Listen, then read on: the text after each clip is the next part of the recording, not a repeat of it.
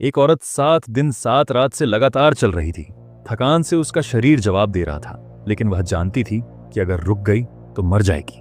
ये कोई साधारण जगह नहीं थी, बल्कि 10 लाख साल पहले का आदिम समाज था।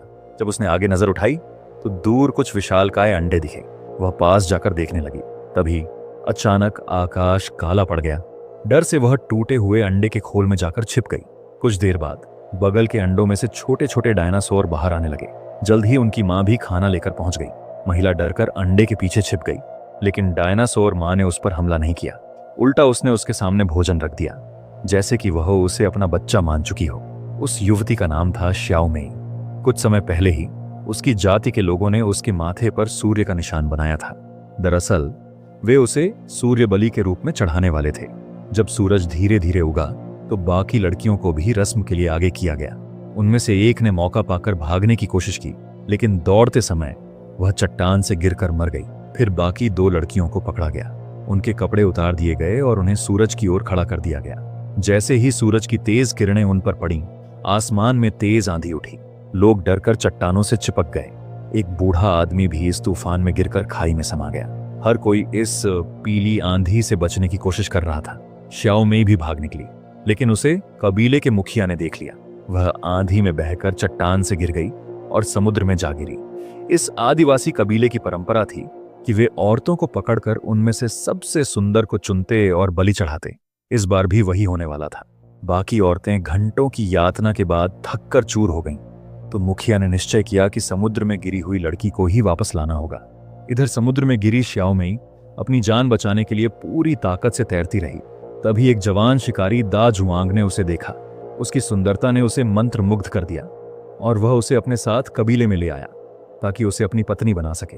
कबीले में लौटने पर सब लोग एक शिकार किए गए विशाल डायनासोर के चारों ओर जुटे हुए थे। सबने दा जुआंग और श्याओ मेई को देखा।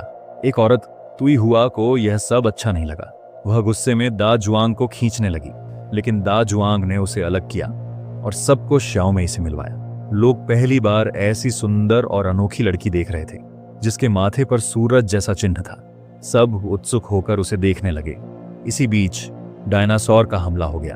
कबीले के पुरुषों ने औरतों और बच्चों को छिपा दिया और खुद लड़ाई में कूद पड़े।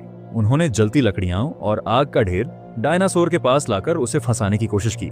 जल्द ही डायनासोर आग की लपटों से घिर गया। लोगों ने भाले और आग के मशाल उस पर फेंके।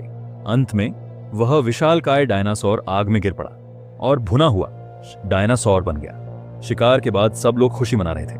तभी दा जुआंग, युवा शिकारी, ने श्याओ मेई को 2 बड़े डायनासोर की टांगें लाकर दी। उसने अपने हथियार भी उसे सौंप दिए। यहां तक कि उसकी प्रिय प्रेमिका तुई हुआ भी इस सब को देखकर हैरान रह गई। जल्दी ही दा जुआंग और श्याओ मेई एक दूसरे के करीब आने लगे। अगले दिन दा जुआंग अपने साथियों के साथ समुद्र पर शिकार करने चला गया। इस बीच तुई हुआ चोरी छिपे श्याओ मेई के घर पहुंची। उसे वहां दा जुआंग के हथियार और उनका संबंध पता चला।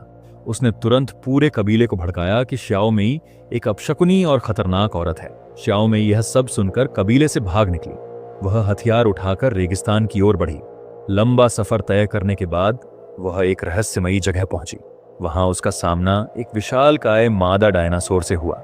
सौभाग्य से वह मादा थी, इसलिए उसने श्याओ मेई को नहीं खाया। लेकिन पीछे से आए शिकारी इतने भाग्यशाली नहीं थे।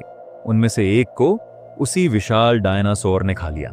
भागते भागते श्याओ मेई एक त्रिशूल सींग वाले डायनासोर ट्राइसेराटॉप्स से भी टकरा गई। कबीले के कई लोग उसकी मार से घायल हो गए।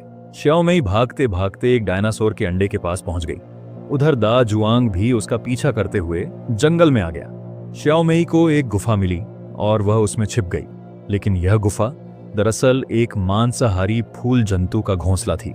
उसने श्याओ मेई के बाल का एक गुच्छा निगल लिया, मगर श्याओ मेई बच निकली। थकी हुई श्याओ मेई फिर से एक टूटे अंडे में छिपकर आराम करने लगी। थोड़ी देर बाद डायनासोर मां अपने बच्चों के लिए खाना लेकर लौटी। उसने श्याओ मेई को भी अपना बच्चा मान लिया और उसे भोजन दे दिया। धीरे धीरे श्याओ मेई उन छोटे डायनासोरों के साथ रहने लगी। इसी बीच दा जुआंग भी उसकी तलाश में लगा रहा। एक दिन वह ऊपर उड़ते हुए एक विशाल पंखों वाले डायनासोर के हाथ लग गया, लेकिन संघर्ष में उसने डायनासोर का पंख घायल कर दिया और उसे खाई में गिरा दिया। इस तरह दा जुआंग बच निकला। तुई हुआ लगातार ईर्ष्या और गुस्से में जलती रही। उसने दा जुआंग को फंसाने की कोशिश की। एक मौके पर दोनों के बीच संबंध भी बने, लेकिन बाद में तुई हुआ ने बदला लेने के लिए उसका हथियार फेंक दिया। इसी दौरान दा जुआंग ने देखा कि श्याओ मेई एक विशालकाय डायनासोर के हमले से जूझ रही है। वह दौड़कर उसकी मदद करने पहुंचा, लेकिन तभी श्याओ मेई ने खुद डायनासोर मां को रोक लिया और समझाया कि दा जुआंग उसका दुश्मन नहीं है। डायनासोर मां ने हमला छोड़ दिया। इसके बाद श्याओ मेई दा जुआंग को अपने गुफा में ले गई। दोनों ने साथ मिलकर रोमांचक समय बिताया, लेकिन यह खुशी ज्यादा देर नहीं टिकी। तुई हुआ फिर आई और उसने दा जुआंग को बहकाकर उसे अपने साथ ले जाने की कोशिश की। तभी कबीले का मुखिया और बाकी लोग भी पहुंच गए। उन्होंने दा जुआंग और श्याओ मेई को अलग करने की कोशिश की। तभी श्याओ मेई की डायनासोर मां वहां आ गई। उसने जोरदार लड़ाई शुरू की और अपनी बेटी जैसी समझी जाने वाली श्याओ मेई को उठाकर वहां से ले जाने लगी। उधर दा जुआंग को पकड़कर कबीले वालों ने बांध दिया और उसे अगली सूर्य बलि चढ़ाने की तैयारी शुरू कर दी।